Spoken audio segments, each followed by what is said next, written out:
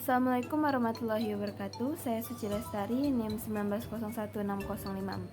Pada kesempatan kali ini saya akan menjelaskan tentang materi pertemuan ke-12 tentang strategi, skenario, dan media pembelajaran. Adapun video ini dibuat dalam rangka untuk memenuhi tugas pertemuan ke-13 mata kuliah Perencanaan Pembelajaran Bahasa Indonesia yang diampu oleh Ibu Dr. Randa Ermawati Arif, MPD. Pembahasan kali ini akan dibagi menjadi 3 subbab. Yang pertama yaitu tentang strategi pembelajaran, yang kedua tentang skenario pembelajaran, dan yang ketiga tentang media pembelajaran. Subbab pertama yaitu tentang strategi pembelajaran. Yang pertama, konsep strategi pembelajaran. Secara umum, strategi mengandung pengertian sebagai garis-garis besar haluan untuk bertindak dalam usaha mencapai sasaran yang telah ditentukan. Secara luas, strategi dapat mencakup metode, pendekatan, pemilihan sumber-sumber atau termasuk media yang digunakan dalam belajar, pengelompokan audiens atau peserta didik, dan pengukuran keberhasilan. Dihubungkan dengan kegiatan belajar mengajar, maka strategi dapat diartikan sebagai pola-pola umum kegiatan guru dan peserta didik dalam mewujudkan kegiatan pembelajaran sehingga mencapai tujuan yang telah ditetapkan sebelumnya.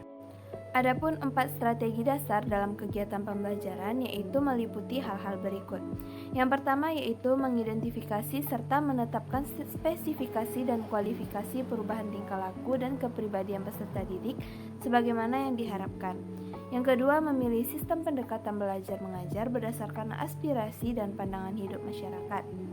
Yang ketiga, memilih menetapkan prosedur, metode, dan teknik pembelajaran yang dianggap paling tepat dan efektif sehingga dapat dijadikan pegangan oleh guru dalam melaksanakan kegiatan belajar mengajar.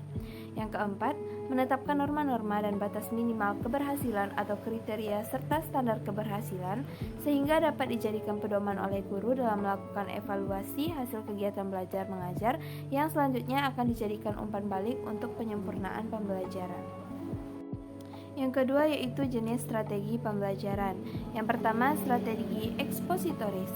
Strategi ekspositoris adalah strategi pembelajaran yang menekankan kepada proses penyampaian materi secara verbal dari seorang guru kepada sekelompok siswa dengan maksud agar siswa dapat menguasai materi pelajaran sesuai dengan tujuan yang telah ditentukan. Prosedur atau tahap-tahap dalam strategi ekspositori yang pertama yaitu persiapan. Yang dimaksud dengan persiapan adalah mempersiapkan peserta didik untuk menerima materi pelajaran. Beberapa hal yang harus dilakukan dalam tahap ini adalah memberikan sugesti yang positif, mengemukakan tujuan yang hendak dicapai ketika memulai pembelajaran, mengenali atau menggali kemampuan peserta didik sesuai materi yang akan disampaikan, dan yang kedua yaitu penyajian dan penjelasan materi. Penyampaian materi pelajaran sesuai dengan persiapan yang dilakukan disebut dengan langkah penyajian. Guru harus memikirkan bagaimana cara agar materi pelajaran ini mudah ditangkap dan dipahami oleh siswa. Oleh karena itu, beberapa langkah yang harus dilakukan dan diperhatikan dalam pelaksanaan langkah ini yaitu penggunaan bahasa yang jelas, intonasi atau ritmik suara harus sesuai dengan isi materi yang disampaikan, bahasa tubuh atau menjaga kontak mata dengan peserta didik, dan menggunakan penyampaian yang menyenangkan. Yang ketiga yaitu korelasi. Langkah korelasi merupakan langkah yang menghubungkan mata pelajaran dengan pengalaman atau pengetahuan yang didapat peserta didik dengan hal-hal lain. Yang keempat yaitu menyimpulkan. Menyimpulkan bertujuan untuk memahami inti dari seluruh materi yang dibahas. Tahap menyimpulkan ini merupakan langkah yang sangat penting dalam strategi pembelajaran ekspositori karena pada tahap ini peserta didik akan dapat mengambil inti dari proses penyajian atau penjelasan dari guru. Tahap selanjutnya yaitu mengaplikasikan dan mengaktualisasikan materi pelajaran. Tahap ini merupakan tahap unjuk kemampuan siswa dalam menyimak penjelasan guru.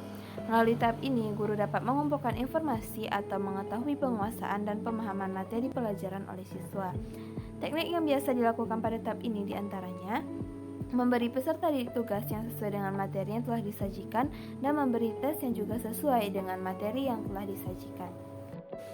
Strategi pembelajaran selanjutnya yaitu strategi penemuan atau discovery learning yang merupakan suatu model untuk mengembangkan cara belajar aktif dengan menemukan sendiri, menyelidiki sendiri, maka hasil yang diperoleh akan setia dan tahan lama dalam ingatan. Melalui belajar penemuan, siswa juga bisa belajar berpikir analisis dan mencoba memecahkan sendiri masalah yang dihadapi. Ciri atau karakteristik discovery learning adalah mengeksplorasi dan memecahkan masalah untuk menciptakan, menggabungkan, dan menggeneralisasikan pengetahuan, berpusat pada siswa, dan kegiatan untuk menggabungkan pengetahuan baru dan pengetahuan yang sudah ada. Adapun langkah-langkah dari discovery learning atau strategi penemuan, yang pertama yaitu orientasi atau orientation. Pada orientasi ini, guru memberikan fenomena yang terkait dengan materi yang diajarkan untuk memfokuskan siswa pada permasalahan yang dipelajari. Fenomena yang ditampilkan oleh guru membuat guru akan mengetahui kemampuan awal siswa. Tahap orientasi melibatkan siswa untuk membaca pengantar dan atau informasi latar belakang, mengidentifikasi masalah dalam fenomena, dan menghubungkan fenomena dengan pengetahuan yang didapat sebelumnya. Yang kedua yaitu merumuskan hipotesis. Tahapan merumuskan hipotesis membuat siswa merumuskan hipotesis terkait permasalahan. Siswa akan merumuskan masalah dan mencari tujuan dari proses pembelajaran. Sintak hipotesis generation melatih kemampuan interpretasi, analisis, evaluasi, dan inferensi. Masalah yang telah dirumuskan diuji pada tahapan hipotesis tes. Yang ketiga yaitu menguji hipotesis. Hipotesis yang dihasilkan pada tahapan hipotesis generation tidak dijamin kebenarannya. Nah, pembuktian terhadap hipotesis yang dibuat oleh siswa dibuktikan pada tahapan hipotesis testing. Tahapan pengujian hipotesis ini harus merancang dan melaksanakan eksperimen untuk membuktikan hipotesis yang telah dirumuskan, mengumpulkan data, dan mengkomunikasikan hasil dari eksperimen. Yang keempat yaitu kesimpulan. Kegiatan siswa pada tahapan kesimpulan adalah meninjau hipotesis yang telah dirumuskan dengan fakta-fakta yang telah diperoleh dari pengujian hipotesis. Siswa memutuskan fakta-fakta hasil pengujian hipotesis apakah sesuai dengan hipotesis yang telah dirumuskan, atau siswa mengidentifikasi ketidaksesuaian antara hipotesis dengan fakta yang diperoleh dari pengujian hipotesis. Yang kelima yaitu regulasi.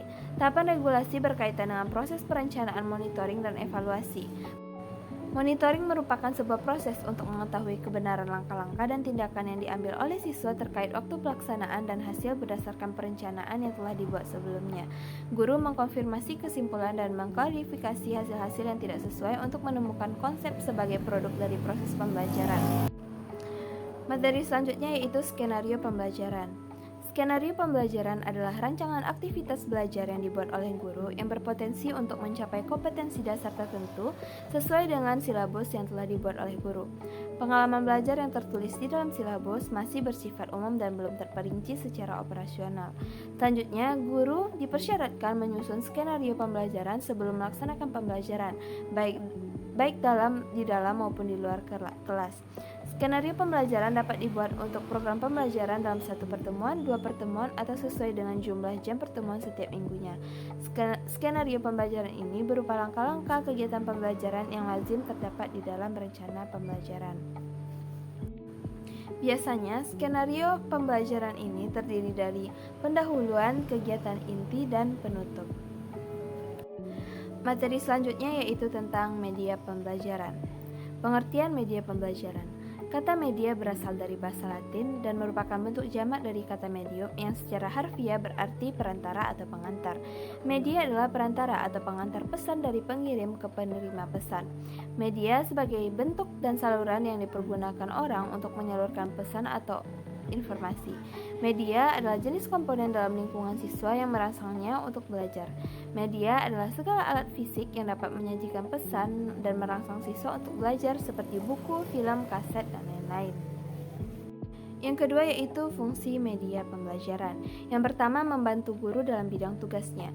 Media pembelajaran bila digunakan secara tepat dapat membantu mengatasi kelemahan dan kekurangan guru dalam pembelajaran.